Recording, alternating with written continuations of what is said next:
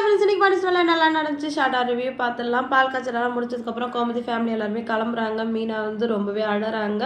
ராஜுவும் கோமதி மீனா கட்டி பிடிச்சிட்டு அழுகுறாங்க. உடனே செந்தில் இருந்துட்டு அம்மாவை மருமகளை நான் வந்து தூரதேசத்துக்குலாம் அவனை கூட்டிகிட்டு போயிடல அப்படின்னு சொன்னோன்னே வாயை மூடுறா உனக்கு இதெல்லாம் புரியாது அப்படின்னு சொல்லிட்டு திட்டுறாங்க. அடுத்து நம்ம குழல் இருந்துட்டு செந்தில் கிட்டே போயிட்டு அப்போ அவங்களுக்குலாம் பணம் கொடுத்தாரு கேள்விப்பட்டேன், எனக்கு எங்கடா பங்கு அப்படின்னு கேட்கவும் உனக்கு கூட தான் நிறைய நகை போட்டு கல்யாணம் பண்ணி கொடுத்தாரு, நாங்கள் ஷேர் கேட்டோமா அப்படின்னு சொல்லி நோஸ் கட் பண்ணிடுறாரு. நீ விவரமா தாண்டா இருக்கு அப்படின்னு சொல்லிட்டு குழலி அவங்க ஃபேமிலியோட கிளம்பிடுறாங்க. இப்போ வந்து குமார் வந்து ராஜை பார்க்குறதுக்காக ட்ராவல் ஆஃபீஸ்க்கு போகிறாரு. ராஜுக்கு வந்து என்ன பண்ணுறதுனே புரியல. அவங்க ரொம்பவே வந்து குழப்பத்தில் இருக்காங்க. குமார் வந்தோடனே தண்ணி கொடுக்குறாங்க. குமார் குடிச்சிட்டு ஆஃபீஸ்லாம் ரொம்பவே நல்லா இருக்குது, ஒருத்தவங்க கிட்ட போய் கை கட்டி வேலை செய்கிறத விட இதே மாதிரி பிஸ்னஸ் பண்ணுறது நல்லதுதான் அப்படி சொல்லிட்டு பேச்ச ஆரம்பிக்கிறாரு. என்னடா வந்து திடீர்னு வந்துட்டு என்னென்னமோ பேசிகிட்டு இருக்கான்னு பார்க்குறியா, பாட்டிக்கு வந்து பிறந்த நாள் வருது தெரியல, 75வது பிறந்த நாள், குலதெய்வம் கோயிலில் வச்சு சிறப்பாக செய்ய போகிறோம், அதுக்கு நீ அத்தையும் வர முடியுமான்னு கேட்ட உடனே ராஜ் ஷாக் ஆகிடுறாங்க. என்னென்ன திடீர்னு இப்படி கேட்குற அப்படின்னு சொல்லவும், ஏன் ராஜ் நான் ஏதாவது தப்பாக கேட்டேனா அப்படின்னு கேட்குறாரு.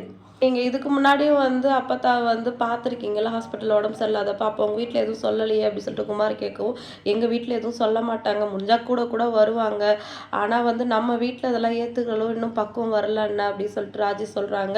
நீ எங்கள் அப்பாவை தானே சொல்கிற, அவரால் எதுவும் பிரச்சனை வராமல் நான் பார்த்துக்கிறேன், உங்களால் முடிஞ்சால் வாங்க, நான் உங்களை கஷ்டப்படுத்துகிறேன்னு நினைக்க வேணாம், கம்பல் பண்ணுறணும்னு நினைக்க வேணாம் அப்படின்னு சொல்லிட்டு குமார் வந்து அங்கேருந்து கிளம்பிடுறாரு. குமார் வந்து இந்த அளவுக்கு மாறினது வந்து பார்க்கவே ரொம்ப சந்தோஷமாக இருக்குது. அரசு வந்து யாரையோ கல்யாணம் பண்ணிக்கிறதோட குமாரை வந்து கல்யாணம் பண்ணிக்கிட்டா ரொம்பவே நல்லாயிருக்கும். அடுத்த சீனில் குவார்டர்ஸ் வீட்டில் மீனா மட்டும் தனியாக படுத்திருக்காங்க. செந்தில் வந்து இன்னும் காணோம் அப்படின்னு நினச்சிக்கிட்டு ஃபோன் பண்ணுறாங்க. அவர் வந்து நல்லா குடிச்சிருக்காரு, நான் வர லேட் ஆகும், நான் வந்து சொல்கிறேன் அப்படி சொல்லிட்டு ஃபோனை வச்சிடுறாரு. அதோட இருக்கிற பிஸ்கெட்டை சாப்பிட்டு தனியாக படுத்து தூங்குறாங்க. இன்னும் இந்த செந்திலால் மீனா வந்து என்னெல்லாம் அவதிப்பட போகிறாங்கன்னு தெரியல. அவரும் இன்னும் எப்படிலாம் கெட்டு சீரழிய போகிறாரு அப்படின்னு தெரியல. அடுத்து வந்து வீட்டில் பாண்டியன், தங்கமேல், சரவணன் எல்லாருமே வந்து கணக்கு பார்த்துட்ருக்காங்க. அப்போ கோமதி வந்து இவங்க இருக்கிறதே கவனிக்காமல் போகிறாங்க.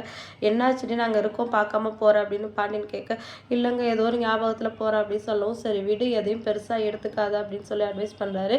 இப்போ சரவணன் தான் சாக்கு சொல்லிட்டு அம்மா வீட்டில் பொழுதுக்கும் தனியாக தானப்பா இருப்பாங்க, அதனால தங்கமேல் இனிமேல் வீட்டில் இருக்கட்டும் அப்படின்னு சொன்னோடனே தங்கமேல் ஷாக் ஆயிடுறாங்க. ஏமாம்மா நான் கடைக்கு வரது உங்களுக்கு பிடிக்கலையா அப்படின்னு கேட்கும்.